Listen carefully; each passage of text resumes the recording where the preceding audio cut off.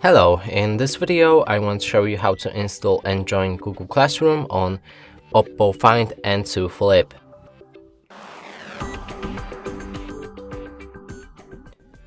And to do this, you'll need to open a Google Play Store, inside find Google Classroom,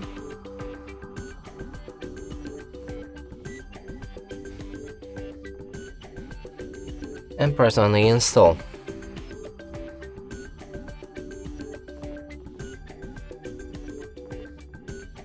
When it's ready, open the app, allow to send notifications and select Get Started. Choose the account or add another one and click on OK.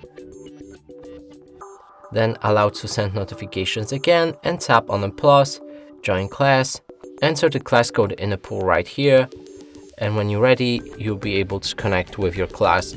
And that's it for this video. Hope you like it. Please consider subscribing to our channel, leave a like and comment below.